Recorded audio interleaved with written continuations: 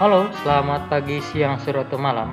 Di video kali ini saya akan membuat konfigurasi di routerboard, yaitu konfigurasi tentang manajemen bandwidth. Bagaimana kita bisa mengatur bandwidth yang masuk ke komputer klien kita sesuai dengan yang kita inginkan. Nah, untuk lebih jelasnya, mari kita lihat topologinya. Nah, untuk manajemen bandwidth yang saya buat kali ini adalah seperti berikut. Di sini saya menggunakan satu buah routerboard, satu buah switch, dan dua buah PC.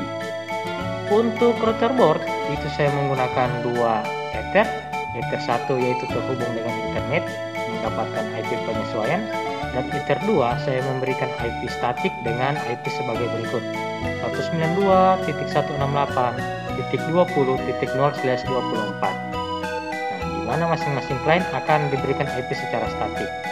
Oke.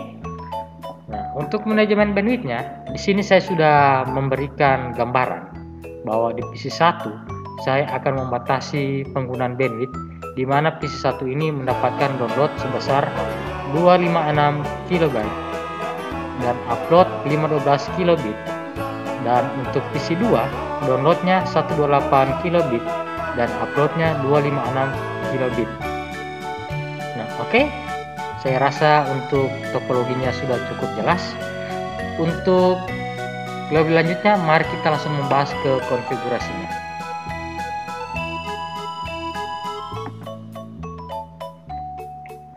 Oke, baik.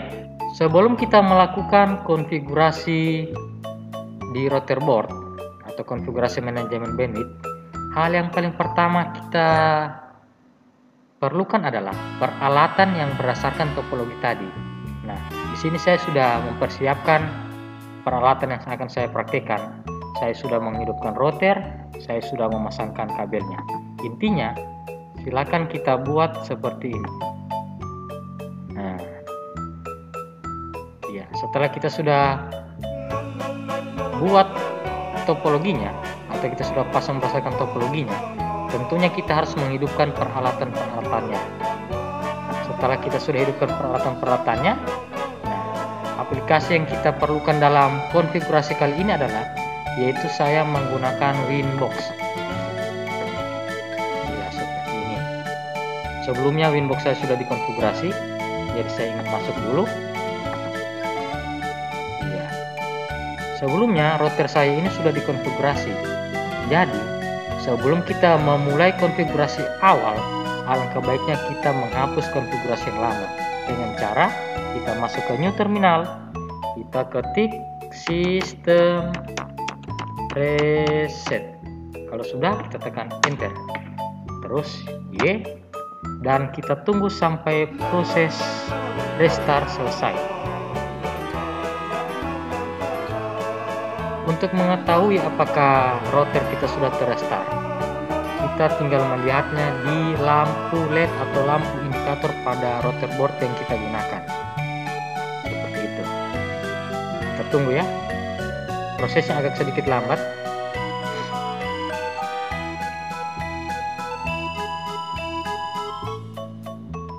Nah, sekarang routerboard saya sudah menyala atau lampu LED-nya sudah menyala. Sini saya yes saja. Oke. Setelah kita sudah meresetnya dan routerboardnya sudah nyala kembali, silakan kita reconnect atau kita connect kembali. Nah, akan muncul seperti ini, router OS default konfigurasi. Jadi kita tidak pilih secara default, tapi kita akan mengkonfigurasi dari awal, yaitu berdasarkan keinginan kita. Jadi di sini kita bukan pilih OK, tapi kita harus memilih remote konfigurasi. Kita tunggu sampai router atau Winbox restart kembali. Ya, kita reconnect. Nah, sekarang router yang akan saya konfigurasi sudah berada pada mode atau sudah berada pada. Nah, sekarang router yang saya gunakan sudah siap untuk dikonfigurasi.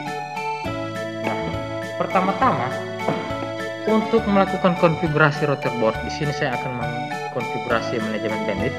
Sebelum saya melakukan konfigurasi manajemen bandwidth, hal yang paling penting atau hal pertama yang kita lakukan adalah bagaimana caranya kita menghubungkan router board kita ke internet terlebih dahulu, seperti itu. Nah, untuk menghubungkan router board ke internet, langkah-langkahnya seperti berikut. Saya masuk ke IP karena saya akan membuat IP penyesuaian. Jadi caranya masuk ke IP, terus kita pilih DHCP client. Setelah kita masuk di DHCP client, kita pilih tambahkan. DHCP client adalah untuk mendapatkan IP secara otomatis dari internet, seperti itu, atau dari ISP, penyedia internet. Setelah itu kita pilih interface-nya. Kebetulan saya bukan menggunakan interface VLAN, saya menggunakan interface Ether 1. Jadi kita pilih Ether 1. Setelah kita pilih Ether 1, silakan kita update, terus kita oke. Kita oke. Nah, bisa dilihat di sini router board saya sudah mendapatkan IP otomatis dari ISP. Oke, kita lanjut berikutnya. Yang berikutnya, setelah kita sudah mendapatkan IP secara otomatis, kita masuk ke DNS. Di DNS itu kita sudah mendapatkan IP. Jadi di sini kita tidak perlu lagi tambahkan DNS-nya. Yang kita perlukan di sini adalah hanya mencentang saja, karena sudah otomatis diberikan IP-nya atau DNS-nya. Iya, DNS-nya. Kalau sudah, silakan kita update, terus kita oke. Nah, sampai di sini kita masuk lagi ke firewall. Kita akan membuat NAT-nya. Di firewall kita masuk ke menu NAT, terus kita tambahkan. Nah, kita pilih out interface ke Ether 1. Iya, kita pilih Ether 1. Kalau sudah, kita masuk ke menu action, terus kita rubah dari action menjadi masquerade, terus kita update, terus kita oke. Nah, sampai di sini seharusnya router board kita sudah bisa terhubung ke internet. Untuk mengecek apakah router kita sudah terhubung dengan internet adalah, yaitu kita masuk ke menu tools, kita akan melakukan ping, terus kita pilih ping, masuk ke 8.8.8 atau kita ping ke 8.8.8, terus kita start.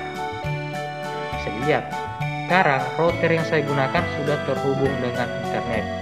Oke, sampai di sini sudah siap.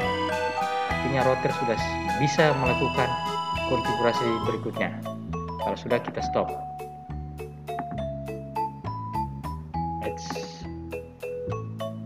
Kita keluar dari menu ping.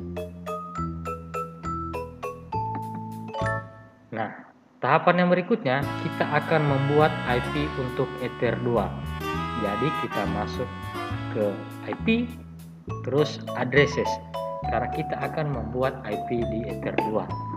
Di sini baru Ether 1. Jadi IP Ether 1 ini kita dapatkan dari DHCP client tadi. Nah, berikutnya kita akan menambahkan IP. Jadi kita pilih add.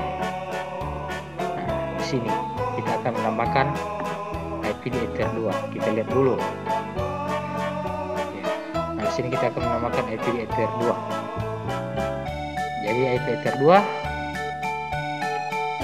192.168.20.1/24 gitu. Setelah kita sudah memasukkan IP di Ether 2, kita apply, terus kita oke. Nah, sampai di sini Ether 2 sudah mendapatkan IP address. Iya, berarti kita tinggal mengkonfigurasi komputer atau PC kita ke router board, yaitu memasukkan IP statis. Kebetulan laptop yang saya gunakan ini itu saya jadikan PC 1. Jadi saya tidak menggunakan PC 2. Saya hanya menggunakan PC 1. Jadi laptop kita ini silakan kita masukkan IP statis berdasarkan di topologi tadi.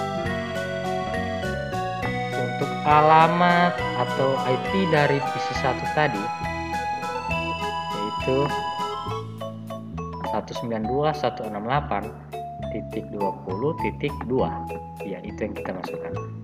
Kita tambahkan 192.168.20.2, terus subnet masknya otomatis kita tekan tombol tab saja. Untuk default gateway-nya kita menyesuaikan saja .20.1. Flowing-nya saya isi 8.8.8.8, terus alternatifnya 8.8.8.4. Baik, setelah kita sudah masukkan IP statis di PC1 atau di laptop yang saya gunakan, yang berikutnya kita akan mengecek berapa kecepatan default dari laptop saya ke internet sebelum saya melakukan manajemen bandwidth. Nah, untuk uji cobanya silahkan kita pilih saja atau kita cari di Google speed test, akan muncul seperti ini. Kita pilih jalankan uji kecepatan. Kita akan lihat dulu sebelum kita melakukan manajemen bandwidth. Oke.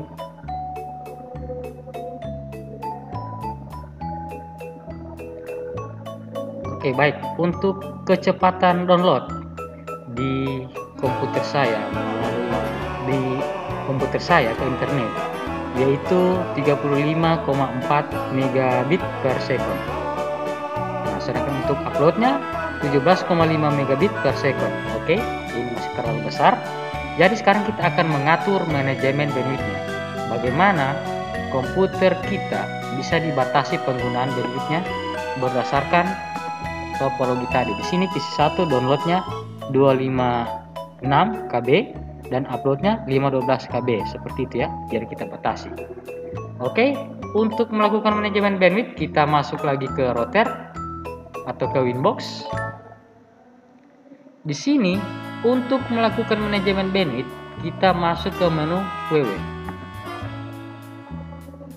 Setelah itu kita pilih tambahkan di simple WW. Terus kita rubah namanya. Di sini kita menggantikan nama QW1 menjadi PC1. Nah, target IP-nya yaitu berdasarkan IP di komputer kita yang kita ingin batasi pergerakan bandwidth-nya. Di sini saya menggunakan IP di PC1 192.168.20.2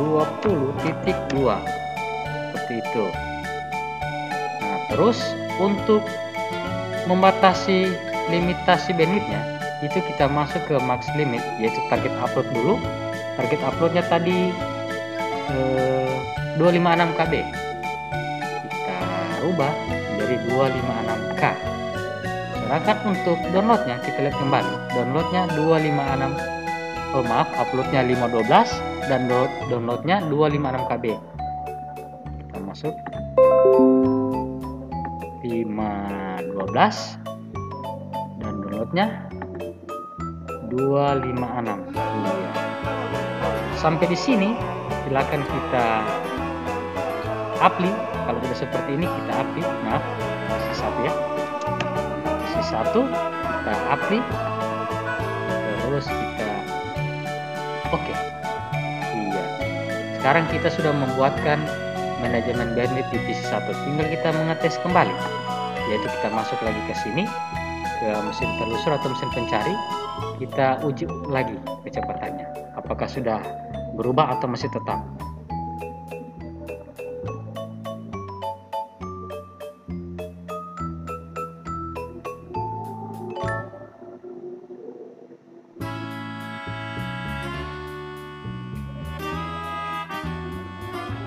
Iya, bisa kita lihat kecepatan downloadnya itu sudah dibatasi.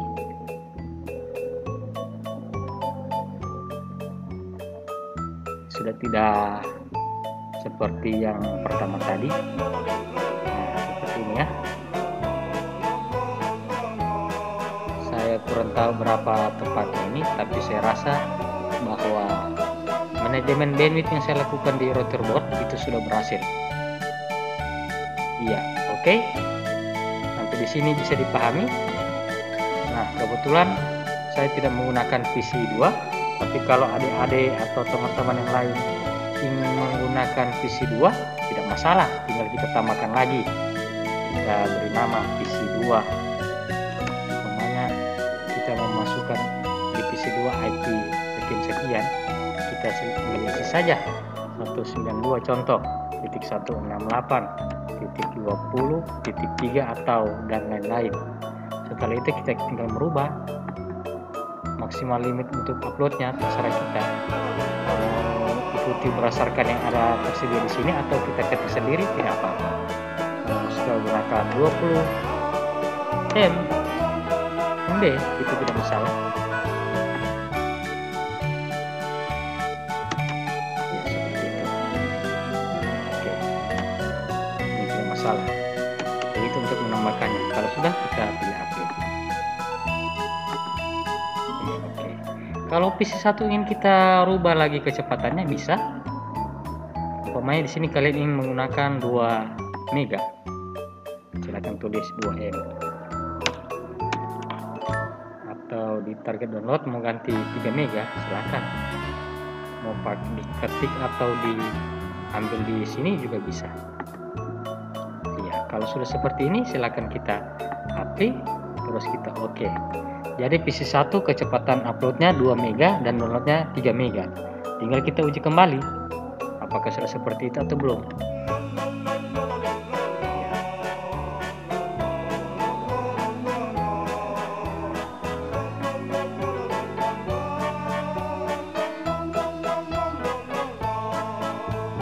Itu untuk batasan maksimalnya ya, bukan minimal ya. Untuk downloadnya itu 2,83 mega, uploadnya mungkin karena ada sedikit banyak pemakaian di internet saya, jadi hasilnya tidak berdasarkan yang saya buatkan tadi atau yang berdasarkan saya buat di Rotorboard. Jadi mungkin itu salah satu faktor penghambat sehingga batas maksimal di uji kecepatan itu tidak total berdasarkan yang kita setting di Rotorboard. Atau yang penting intinya bahwa pembatasan manajemen bandwidth langkah-langkahnya seperti itu. Oke, untuk video saya kali ini sampai di sini dulu. Kiranya video saya buat ini bisa membantu teman-teman atau adik-adik sekalian. Sampai di sini dulu ya. Dadah.